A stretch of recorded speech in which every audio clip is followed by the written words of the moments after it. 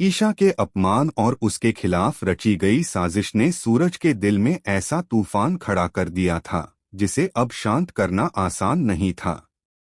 उसकी आंखों में गुस्से की आग साफ दिखाई दे रही थी और उसके दिल में सिर्फ एक ही संकल्प था, जिसने भी ईशा की इज्जत पर दाग लगाने की कोशिश की है उसे इसकी सजा जरूर मिलेगी।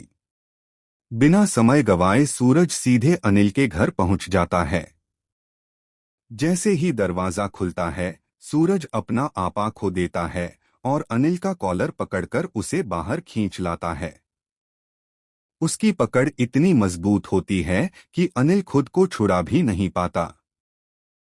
सूरज अनिल को घसीटते हुए अपने घर के बाहर ले आता है। रास्ते में खड़े लोग यह नजारा देखकर हैरान रह जाते हैं। किसी को समझ नहीं आता कि आखिर क्या हो रहा है, लेकिन सूरज के चेहरे का गुस्सा देखकर कोई बीच में आने की हिम्मत नहीं करता। घर के बाहर पहुंचते ही सूरज अनिल को जोर से जमीन पर पटक देता है और उस पर टूट पड़ता है। उसके हर वार में दर्द, अपमान और बदले की भावना साफ झलक रही होती है।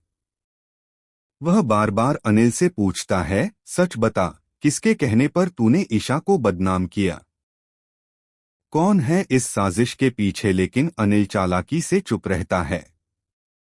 उसकी आंखों में डर तो होता है, लेकिन वह अपनी चाल चलने से पीछे नहीं हटता। वह सूरज को उकसाते हुए कहता है, अगर हिम्मत है तो मुझे मार दे, लेकिन याद रख, तू आईएएस ऑफिसर बनना चाहता है। अगर आज तूने कोई गलत कदम उठाया तो तेरा सपना हमेशा के लिए खत्म हो जाएगा। यह सुनकर सूरज एक पल के लिए रुक जाता है। उसका गुस्सा और उसका सपना आमने सामने खड़े हो जाते हैं। लेकिन अगले ही पल उसे ईशा का अपमान याद आता है और वह फिर से अनिल का गला पकड़ लेता है। आसपास खड़े लोग डर जाते हैं और कुछ लोग सूरज को रोकने की कोशिश करते हैं। तभी अनिल अपनी नई चाल चलता है। वह जोर जोर से चिल्लाने लगता है और लोगों के सामने झूठा नाटक करने लगता है। वह कहता है कि सूरज खुद अपनी पत्नी को बदनाम कर रहा है और अब सच छुपाने के लिए उसे मार रहा है। यह सुनकर वहां मौजूद लोग हैरान रह जाते हैं।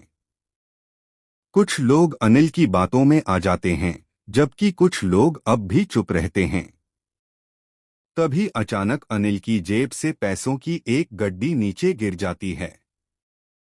यह देखकर कुछ लोगों को शक होने लगता है। सवाल उठने लगता है कि आखिर अनिल के पास इतने पैसे कहां से आए। सूरज भी यह देखकर समझ जाता